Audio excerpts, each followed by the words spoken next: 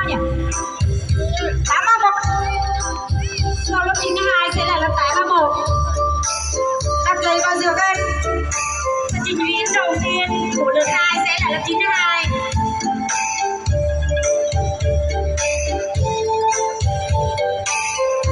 Rồi, xuống nào.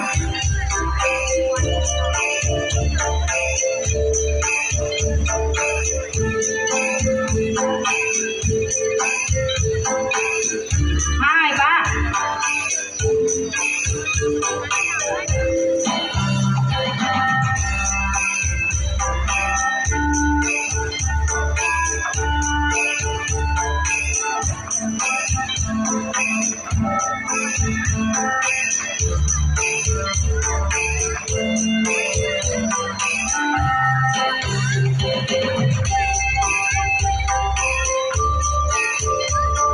Bước vào lượt nhảy thứ hai với lớp đàn anh đàn chị đầy tự tin.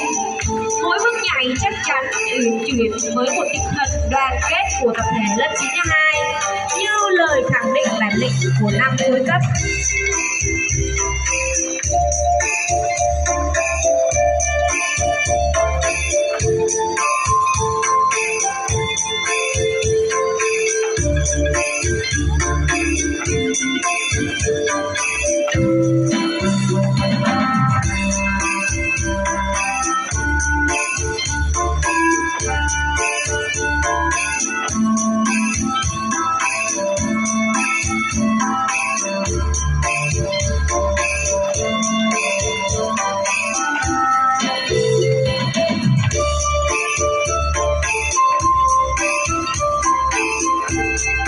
Lớp 831 đứng vào sân khấu để chuẩn bị phần thi của mình.